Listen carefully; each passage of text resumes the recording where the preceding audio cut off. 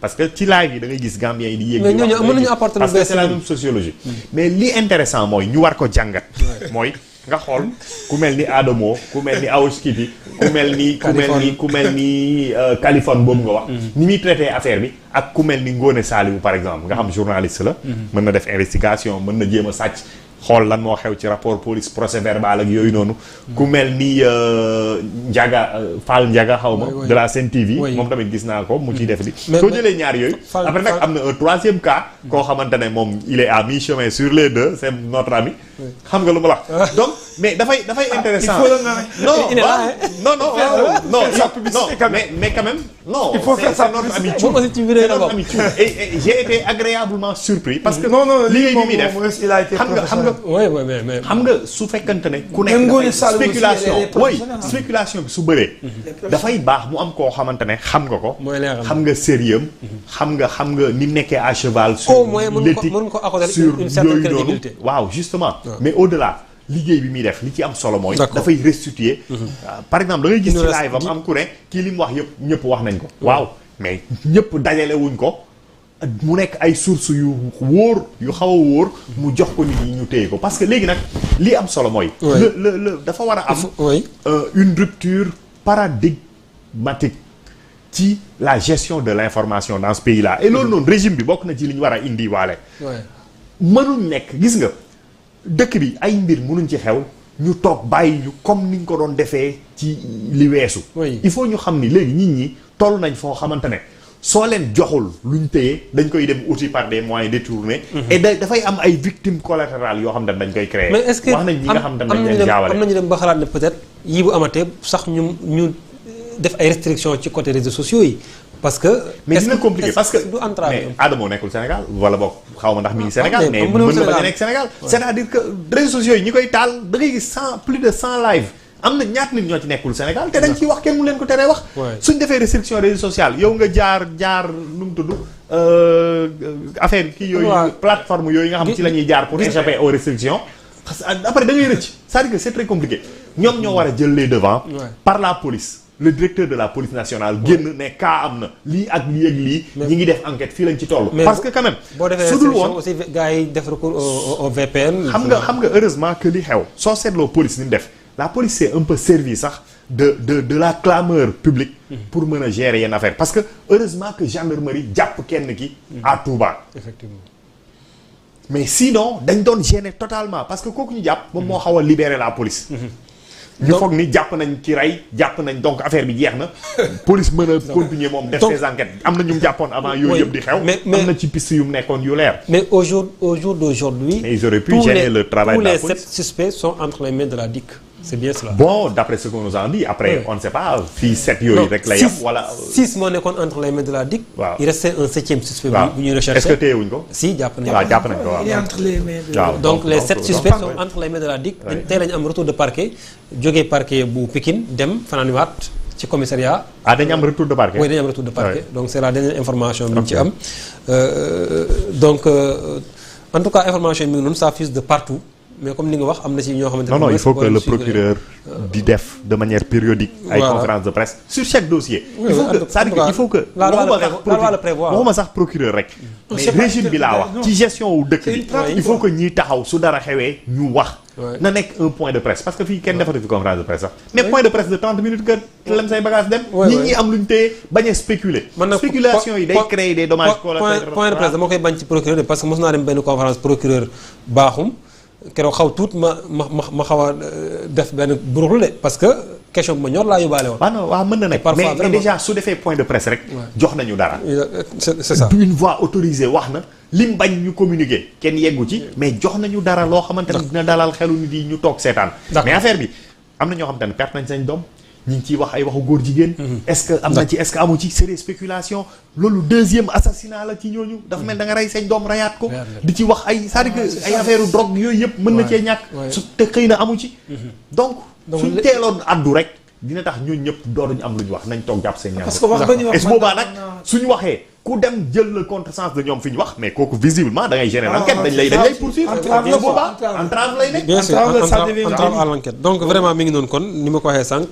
tous les 7 suspects sont entre les mains de la DIC tey lañ leen doon déglu fële ca parquet bu Tëngéej Pape Demba wax na ko sànq un premier dossier brûlant du parquet parquet de Pikine donc ils ont bénéficié d'un retour de parquet donc voilà comme mi ngi noonu ça va se poursuivre. alors ñu dem ci suñu troisième point nag pour terminer en beauté moom mooy renégociation du contrat de l'électrification rurale donc le nombre de villages à électrifier passe de 1500 à 1700 villages alors tey ASER mi ngi ci yoonu gën a yokk électrification bi am na sax ñu jàpp ne tey Sénégal fi ñu toll nii pratiquement waratuñ en tout cas village yu bëri war nañ mën a bénéficier wu éclairage public Pape Demba ban jàngat ngay def ci jéego yooyu.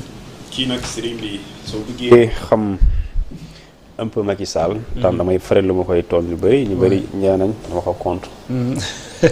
mais soo bëggee xam mooy kan soo ko yabee mën nga nekk Ndakaaru nga yab ko nag. mais boo génnee. waaw jox ko cër. mais boo génnee en 2012 nga génnoon nga gënnaat à partir de 2014 soo ñëwee fii boo ko yaboon ni ñu ko respecté mën nga ko yab ci leneen dossier ay affaire de topp na Sonko ba mu sës mën nga ko topp ci loolu. waaye liggéey ci wàllum infrastructure ak lu ñu tuddee électrification rurale. non loolu c'est plus qu'une réalité. moi j'ai des amis maires. au moins 3 ñoom. le chef-lieu de la commune sax mosul am courant. une mairie bi am au moins 22 villages. amul benn bu amul courant. amul benn bu ko amul moom kenn. y compris le chef-lieu de commune. keneen ki am 52 amul benn bu amul. keneen bi am waaw ñëpp am. ah d'accord il a compris le contrat de secrétaire. non dafa xam nga maanaam mu am beneen boo xamante ni c'est 22 plus 1 amo ñëpp ngi takk lampe normale. ñoo xamante ni ñoom seen i maam mosu ñoo gis contact courant depuis ñu juddu te am nañ fa 80 ans ñu dee ñu am ñeneen ñu dee amuñu courant ñu am courant à partir de Macky Sall loolu. d'accord PSE comment on appelle ça le PUDC. moo fi jaar. je pense que loolu non PUDC xam am na beneen plan. donc c'est ça. Puma ay yooyu waa PUDC voilà.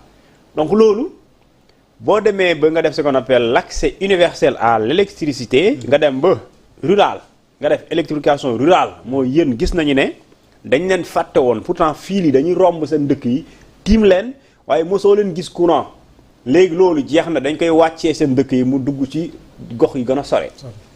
ba pare parce que xam nga développement sëriñ bi boobu mënoo bëgg a créer développement nga yem ci lu ñu tuddee dans les capitales régionales et départementales déedéet da ngay dem dans les villages les plus lointains. Oui, bien sûr. Parce que les villageois qui habitent à 50 kilomètres d'une capitale départementale est-ce qu'il a la possibilité mu ñëw chaque jour bu amee bu soxlaa courant ñëw foofu noonu mënu nekk donc da nga koy yóbbul courant fu mu ne mu créer ci richesse parce que amaana bu amee frigo mais loolu mën na si jaay bu amee également courant ñiy defar machine dootu fi nekk di taal groupe day waaw mais donc loolu donc c'est la base du développement et surtout ce développement qui se veut local donc il faudrait aller vers ces populations-là mettre à leur disposition lu ñuy tuddee courant loolu du ñaan lu war la c'est plus qu'une nécessité et plus qu'un devoir pour un État sérieux et maintenant fu différence bi di amee mooy le coût de l'électricité mooy nga wàññi ko une fois que il y a l'accessibilité alors le coût doit être accessible et soutenu par ces gens-là yi nga xamante ni c'est les Sénégalais comme les Dakarois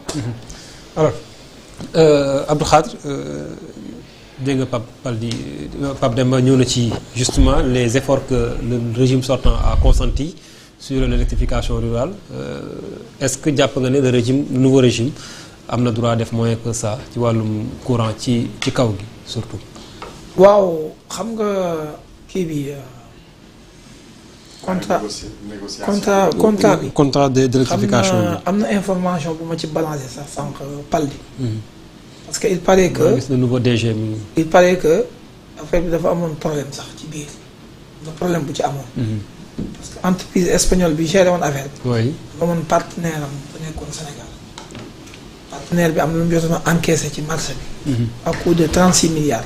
parce que lu coût global bi mu ngi woon ci 91 milliards. oui sur comme ni nga ko waxee 1700 et quelques villages. par rapport ak 1500 yi. oui est-ce que comprends nga. oui léegi il fallait que même l'ARCOP parce que ARM léegi ARCOP moo ko remplacé mooy autorité de régulation de la commande publique.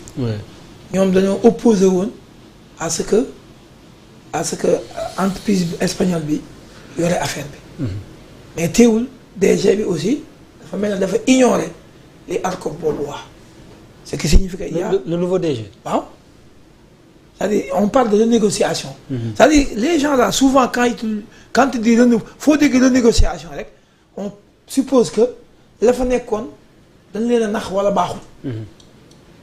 wala danoo jaay lu baaxul wala dañ leen wala peut-être que intérêt. waaw intérêt waaw léegi nag comme que dafa am leneen li ci tax mooy dafa mel ne partenaire bi nga xam ne si ne moo lëkkaloo woon ak société espagnole boobu. partenaire sénégalais boobu dafa mel ne maanaam ñoom lii ñu def nii. moom da leen a yàqal xam nga comprendre nga li ma bëgg a xam de. ok voilà ils se sont sentis lésés quoi. waaw ci renégociation. alors que décision bi ARCOP jëloon dafa rangé woon ci kii Sénégal boobu partenaire bi nga xam ne si partenaire Sénégal boo xam ne moo fi représenté. oui daf ko arrangé woon. waaw da ko arrangé woon. ce qui fi ñëw ko kon est-ce que décision bi directeur bi jël. conforme na woo ak législation bi nga xam ne si ne maanaam li nga xam ne moom la kii bëgg. da nga si njort d'ailleurs sax da nga si njort moom ay conséquences. au plan si day am conséquence kay parce que ñi duñ ko bàyyi mu jàll. au plan judiciaire. déet duñ ko bàyyi buñ ko bàyyi mu jàll ñoom ñoo ciy perte ñoom ñoo ciy perte parce que li problème bi mooy comme que ay 81 milliards la affaire bi dafa bari. 91 waaw 91 milliards dafa bari. maintenant su fekkee ne aussi ci côté village yi ci war a gagner parce que électrification rurale xam nga Sénégal aussi. soo xoolee Sénélec que certes mi ngi def liggéey mais mix énergétique bi. des na tuuti ba pare électrification rurale bi xëy na depuis que Macky Sall ñëw comme ni koy. Cuun waxee am na jéego lëy yu ci def. da nga xam ne si dëkk yu bari communes yu bari yi nga xam ne ay communauté rurale lañu woon. sa chef-lieu communauté rurale bi sax daawuñu am courant. village kon jël naa leen léegi village yu bëri am nañ courant. kon suñ ci yokkaatee fexe ba jëlaat yeneen village yu mën a am courant. yokk ko ci. parce que fi àdduna bi toll sànq nañu fi wax wàllu sécurité. fu leer. bu xasee leer rek day yokk sécurité. kon nag loolu lu rafet la waaye nag ñan ci. mais tenir compte renégociation bi nga wax sànq. bu passé de 1500. dem 1700 loolu du intérêt Sénégal. non intérêt Sénégal la waaye tamit bu ñu nekkee intérêt Sénégal tamit ñuy léser ñoo xam ne ay kii la ñu koy waxee sax ay privé national la aussi. il faut toujours aussi prendre en compte les intérêts du privé national aussi. parce que ñu ci bari ci dañuy xëy ci dañuy liggéey. parce que ñooñu bu ñu léser woo rek pour xam seen i employé fu ñu mujj aussi. mën nañu perdre seen emploi perdre seen mën na gagner lépp aussi. d'autant plus que ARCOP aussi ñoom liñ tëraloon. c'était pour sauver le privé national. waaw c'est ça les partenaires nationaux. voilà loolu aussi c'est d'ailleurs Dakaractu def na ci benn article. pour à titre d'information. effectivement alors Paldi tey mbirum électrification rurale tey le nouveau directeur qui vient et qui s'inscrit dans cette nouvelle dynamique xoolaat mbir mi on parle beaucoup plus de renégociation ñu ngi ko ni ñu koy tuddee souvent ci yeneen secteurs yi muy wàllum pétrole beeg yooyu. ressources yi fii on a vu que man su ma juumul mbiru 91 milliards yi gis naa benn journal bu ci def fan yee passé benn titre comme quoi que ça a été signé en février 2024 à la veille de la présidentielle. oh ok. 23. Hein? Février 23. 23 février. waaw le contrat est là et c'est signé. waaw contrat bi fi voilà. c'est signé. donc contrat bi fi. voilà donc est-ce que aujourd'hui est-ce que mën nañu am ay craintes par rapport à des poursuites judiciaires wala à des conséquences au plan judiciaire ci mbiru renégociation yi. bon déjà li Abdou Khadre wax déjà c'est peut-être des ramifications judiciaires yoo xamante ne dina ci am parce que effectivement la société espagnole bi nga xamante ne moom moo gagné marché bi dafa amoon fii une succursale wala boog en tout cas benn société tampon sénégalais yoo xamante ne ñoom ñoo monté woon tout le dossier ba gagné marché bi donc biñ xasee gagné marché bi nag ba la première acompte bi muy génn ci la problème am ba nga xamante ne société sénégalaise bi la société espagnole daf ko mais xanaa les nouveaux dirigeants qui viennent xanaa ñoom duñ ñëw rek tëb rek casser un contrat comme ça sans pour autant faire une étude avant ñu jël certaines décisions. après xam nga da nga ne est-ce que du am ay suite judiciaire ça veut dire que dirigeant yooyu yi fi nekkoon tamit est-ce que dañuy ñëw rek def c'est-à-dire que ñëpp xam nañ lan mooy norme ak normalisé. maintenant politiciens yi wala ñi nga xamante ne ñoom ñooy def ñoom ñoo choisir soit topp norme bi wala boog ñu nekk ci yeneen dessin yoo xamante ne ñun duñu xam lan la mais d'abord il faut revenir sur Jean-Michel Ndam Sène xawma on dit de lui que c'est le plus jeune nommé par le nouveau gouvernement. Il a 29 ans effectivement. Il est très jeune mais malgré son âge jàng na ba nekk ingénieur sorti d'une école prestigieuse Polytechnique Paris ingénieur en électronique et énergie. Tout à fait. nekk fa liggéey fa ci benn société nationale française nekk fa cadre buy def ci wàllu rajo électrique xawma rajo électronique ak yooyu noonu. il est en terrain connu. waaw vraiment il est en terrain connu. ñu indi ko fii nii porter également beaucoup d'espoir mais nañu rappeler également que bi balaa muy dem foofu balaa muy ñu koy indi fii.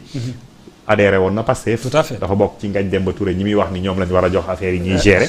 mais heureusement que lui s'est profilé bokkul ak nomination yi nga xamante ne dafay def polémique. leneen li mooy bi mu nekkee en France di liggéey moom moo doon jiite diaspora sénégalais yi nga xamante ne ñoom ñoo jugee ci seen localité. ils viennent de Nianing. et fexe woon na ba installé foofu noonu ay lampadaires solaires loolu yëpp pour wane rek ni. ki ñu ko dénk. xam na fi mu nekk am nañ ci moom yaakaar am na xam-xam bi. et koo xamante ne jàpp nañ ni ku fexe dajale li mu am. góorgóorlu ba taal lamp yi dëkk bi mu nekk. suñ ko joxee budget jox ko xaalis mën nañ njort ni dina def. maintenant il faut surveiller de très près cette affaire là bi nga xamante ne moom lay wax parce qu'il n'est pas question. lu mënti xew que ñu léser la partie sénégalaise au profit de la partie tubaab européenne espagnole. Tout à fait. alors qu'on